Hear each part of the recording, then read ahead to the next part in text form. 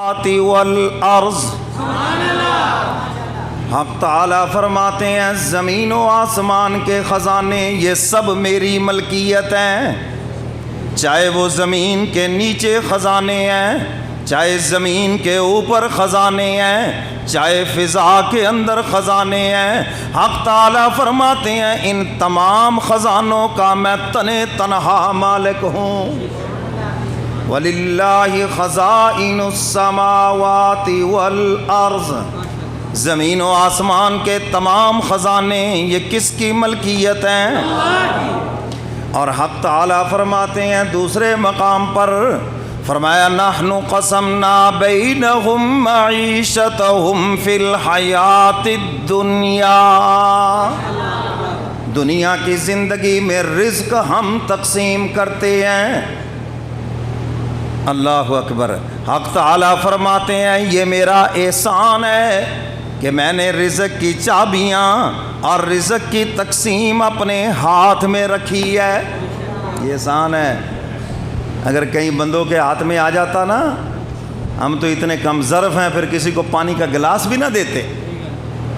فرمایا ساری دنیا جسے محروم کرنا چاہتی ہے، جب میں دینے پہ آ جاؤں تو کوئی روک نہیں سکتا، اور جب میں نہ دوں ساری دنیا زور لگا لے پھر اس کو کوئی کچھ دے نہیں سکتا۔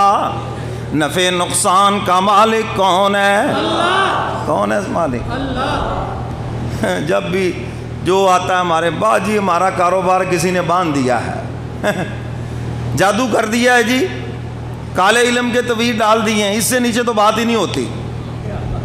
کالے علم کے تویز ڈال دیے، میں نے کہا گورے علم کے کون سے ہوتے ہیں بھائی؟ کالے علم کے تویز ڈال دیے جی، کاروبار باندھ دیا جی۔ میں نے کہا آپ مجھے یہ بتائیں، اللہ اوپر سے دینا چاہتے ہیں، زمین پہ کون سی اللہ سے بڑی طاقت ہے جو اس کو روک لے؟ بولو بھائی۔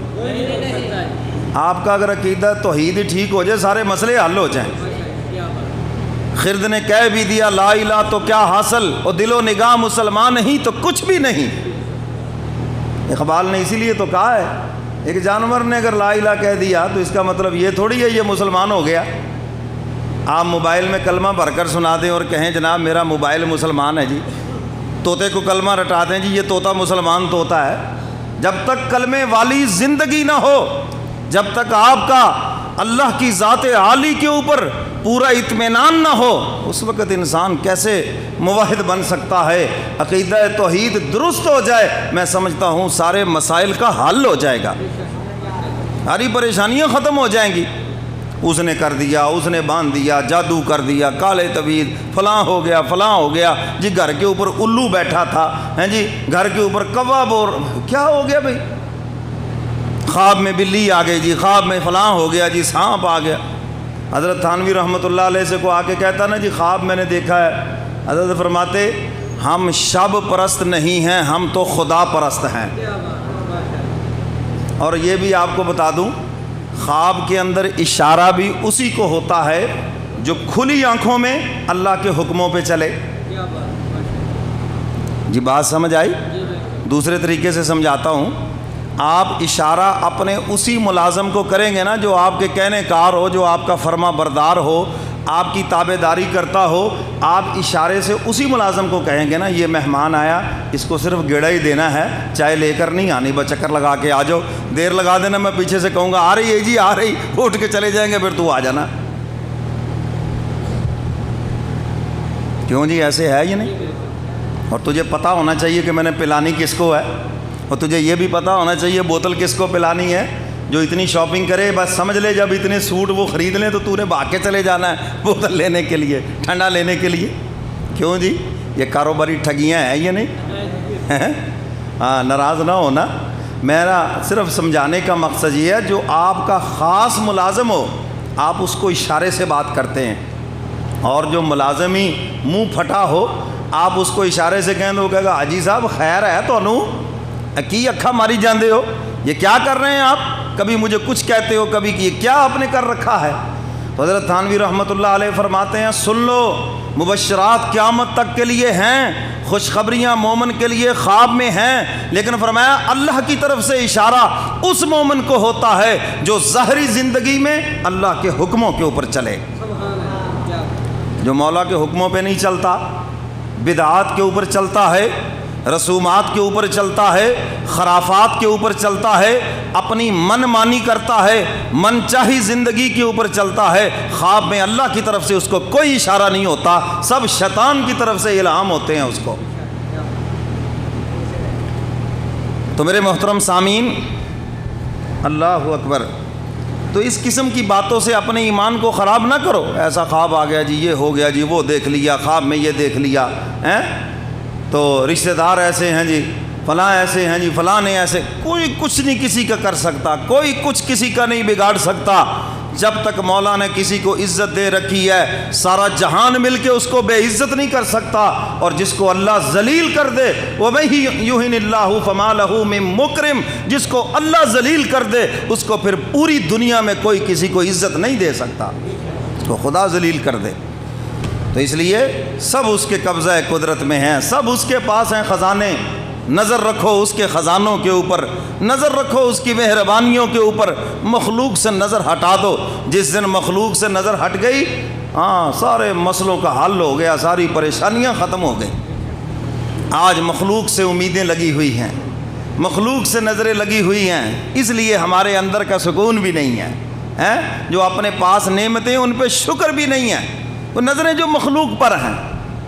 تو میرے محترم سامعین، بات دور نکل گئی، میں یہ عرض کر رہا تھا کہ حق تعالی جب ایک مزدور کی مزدوری اس کا پسینہ خشک ہونے سے پہلے دلوا رہے ہیں، جو مزدوری کرے گا اللہ کے لیے، اللہ کے دین کا کام کرے گا، اللہ کو پانے کے لیے پوری جستجو کرے گا، بذل الاستطاعہ، حق تعالی فرماتے ہیں مجھے تو وہ بندہ اچھا ہی بہت لگتا ہے جو مجھے پانے کے لیے اپنی صلاحیتوں کو استعمال کرے۔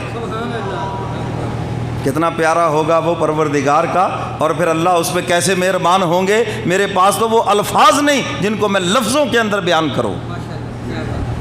آج عید الاضحیٰ کا تیسرا دن ہے، تو یہ قربانی کس کے لیے؟ اللہ کے۔ بولو بھائی، نمود و نمائش نہ ہو اس کے اندر، دکھلاوا نہ ہو اس کے اندر، خالص صرف گوشت کھانا ہی نہ ہو، بلکہ کیا رضا ہو؟ وَلَا دِمَاؤُهَا وَلَٰكِن يَنَالُهُ التَّقْوَىٰ مِنكُمْ۔ بس ہم نے تمہارا خلوص ہی تو دیکھنا ہے۔ پہلے زمانے میں بادشاہوں کے پاس لوگ گفٹ لے کر آتے تھے، تحائف لے کر آتے تھے، تو بادشاہ کیا کرتے تھے؟ اوپر ہاتھ رکھتے تھے، اور ہاتھ رکھ کے پھر اس کو کہتے تھے اب لے جاؤ، یہ تمہارا ہے، تمہاری طرف سے گفٹ قبول ہو گیا۔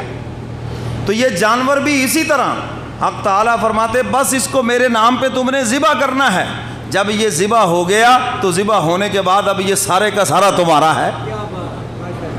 سمجھ آ گئی بات؟ اچھا، لوگ پوچھتے ہیں جی فون کر کے، مولوی صاحب یہ ان کی قربانی ٹھیک ہے جنہوں نے سارا بکرا سیدھا فریج کے اندر بھیج دیا ہے؟ میں نے کہا بالکل ٹھیک ہے، کوئی ایک نیکی کی بھی کمی نہیں ہے، بالکل قبول ہے ان کی قربانی۔ جی سارا ہی بکرا رکھ لیا؟ میں نے کہا اگر آدھا آپ کو دے دیتے پھر ٹھیک تھا۔ یعنی اپنی طرف سے من گھڑت مسئلے۔ جب جانور ذبح ہو گیا تو وہ خدا کے دربار میں قبول ہو گیا۔ حدیث مبارکہ میں ہے جس کا مفہوم فرمایا اس کا خون زمین پہ نہیں گرتا، اس سے پہلے اللہ کے دربار میں قبول ہو جاتا ہے۔ وہ تو قبول ہو گیا، تمہارے فتوے کی تو ضرورت ہی نہ رہی۔ کیوں جی رہی ضرورت؟ وہ تو قبول ہو گیا۔ تو بھائی اب سارا کھا لو، اب بھی ٹھیک ہے۔ یہ تو ہم کہتے ہیں کہ بہتر ہے، افضل ہے کہ اس کے 3 حصے کر لیں، ایک حصہ گھر رکھ لیں، ایک آپ عزیز و قارب دوستوں میں بانٹ دیں، ہیں جی، اور ایک حصہ صدقہ کر دیں تاکہ غریبوں کو بھی فائدہ ہو جائے۔ یہ افضل ہے، صرف فرض واجب سنت نفل نہیں ہے، یاد رکھنا۔ نہ کوئی قربانی کی صحت کے لیے ضروری ہے کوئی سارا کھا جائے، کوئی بچے کا بچی کا ولیمہ کر دے، کوئی اور دعوت کا، بالکل اس کی قربانی ٹھیک ہے اور نیکی میں ایک بھی کمی نہیں ہے۔ کیوں جی سمجھ آ گئی بات؟ نہیں آئی تو دوبارہ شروع کر دیتا ہوں، یہی کر سکتا۔ آ گئی سمجھ بات؟